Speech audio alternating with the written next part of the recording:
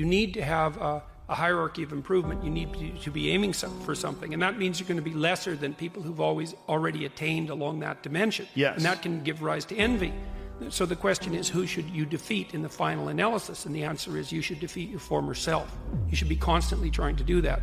And you're the right control for yourself too, because you're the one who's had all your advantages and disadvantages. When you go hard, when you allow for no slack whatsoever, when you meet that wall of pain and suffering and you power right through it, that feeling stays with you. That power stays with you, and it builds and it strengthens everything you do that day.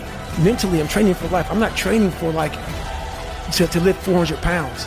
And I found out on my own pretty much, is that through discipline, through self-discipline, through repetition, through tons of repetition of the same thing that you don't want to do, and that's the key thing. Through repetition of things you don't want to do, you develop like an armor for your mind. Start to armor your mind, because your mind's like, okay, we suffer every day. What we do stuff that sucks every day, so then when the suck stuff comes, you're ready for it. So I watch these movies. I talked about Rocky last time I was on here. I always equated training to mental toughening. Like, it always looked brutal. People waking up early and doing all these things, and it looked horrible. I was like, wow, man, I gotta start doing that. Not to get better, bigger, and stronger, but that is what's gonna build me. That looks uncomfortable. That looks brutal. And getting up early, I don't wanna do that. So I made this long list of things that I don't wanna do. And through that, I found myself. So it's very necessary to understand that this is why, I've been stressing this idea of personal responsibility. It's like, well, personal responsibility is to compete with yourself, is to be slightly better than yourself the next day. Yes. And it better in some way that you can actually manage. And that's humility. It's right. Like, well, I'm a flawed person. I've got all my problems. Could I be as good as person X? It's like not the right question. The right question is, could you be slightly better tomorrow than your currently flawed self? What is making you a quitter? What is making you a weak man? I literally put myself in a fire repeatedly, like a sword. You put a sword in a fire repeatedly and repeatedly. If you keep on doing that, you're going to get a nice sword. And then you keep on beating. You got to beat the shit out of it. And that's what I am. Yeah. I became that. I said, okay, we can't quit. What's wrong with you? What's going on here? So I kept on putting the sword back in the daggone fire, and I just beat it harder. And I beat it harder. Before I knew it, I started realizing, all right, man, the brain is starting to get hard. The brain is starting to get hard. I'm no longer a theorist. I'm now a practitioner. I put it in hell. I dissected it while it's in hell, because you can't dissect anything in a normal environment. You can't dissect anything in 72-degree weather. You must put it in the fucking freezer and freeze the fuck out of it. And then you dissect it. Dissect it when it's miserable. Dissect the brain when all it's thinking about is, I need to get out of here, man. I want to get out of the fucking freezer. Open the door. And he said, nah, 5 more seconds, man. 5 more seconds in the freezer. And that's when you start to pick that brain apart. And that's what all this stuff did to me. I kept on putting myself back into the freezer or the fire and beating the shit out of myself, mentally and physically. Before I knew it, this is what happened. From my perspective, when people ask me all the time, no, I lack discipline, how can I get discipline in my life? And no one wants to hear this answer. No one wants to hear that. One of the first steps you can take to impose discipline in your life is to wake up early in the morning. Because let's face it, when the alarm goes off, you got your head on that soft pillow, it's all nice and cozy and warm in there, you do not feel like getting up.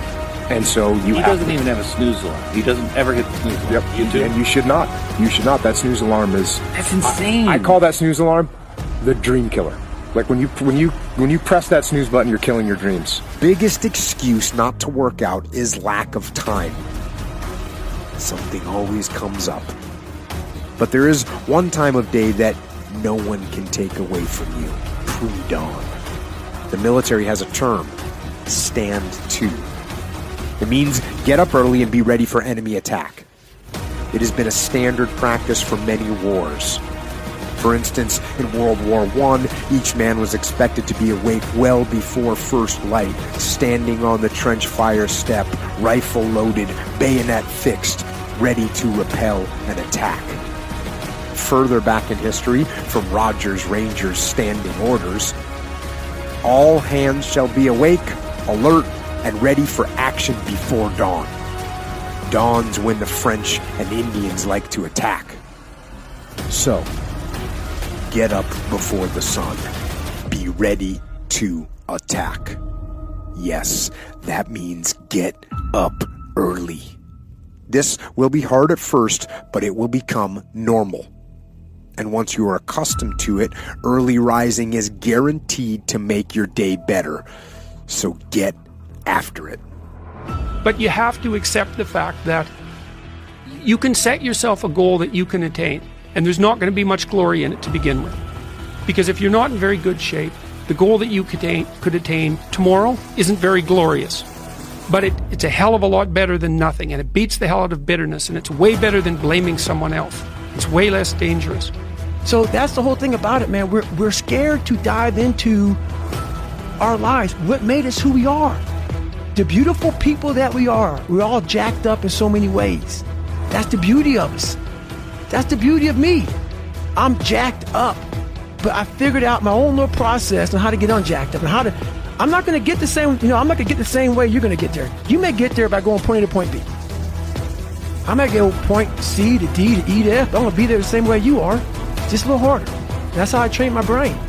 So it's just different. So a small step today puts you in a position to take a slightly bigger step the next day. And then that puts you in a position to take a slightly bigger step the next day. If you do that for 2 or 3 years, man, you're starting to stride. Your life and the journey you put yourself through, there's nothing more than that. And that's all I want people to do is realize that you have to struggle. You have to struggle. The bigger the struggle, the bigger the peace. The bigger the suffering, the more peace. You have to be open-minded to the possibilities that I can do this. Once you shut your mind down to the possibility that it can be achieved, there's no way it can happen. So that's why my eyes and my body light up about things, because I know that if you're in a fight, you have to attack. You have to keep attacking. The enemy has to know he is not going to give up. You must break the soul of whatever the fuck is in front of you. That's what I realized. I was never breaking the soul of anything in front of me. So that's why I came with a thing called Taking Souls in my book. I started to devise ways to break a soul of a human being, of an object, of whatever's in front of me. If you keep on attacking something, nothing wants to stand in front of anything that is relentless. I want to see almost like the Colosseum in Rome. Let's fucking go to the fucking Colosseum. And the only way to see who the baddest motherfucker is to suffer. You can't do it by writing a paper. So let's go. Because why? What I found out through my life was I thought of myself as some weak little bitch kid. And what I found out, and the only message I want to get across to people is once you change one thing, your mindset, you can attack everything. And I find it fascinating. With myself, I have to hold the line.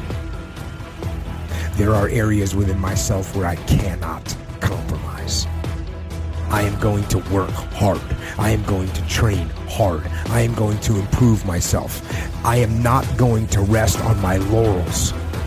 I'm going to own my mistakes and confront them. I am going to face my demons. I'm not going to give up or give out or give in. I am going to stand. I am going to maintain my self-discipline. And on those points, there will be no compromise. Not now, not ever.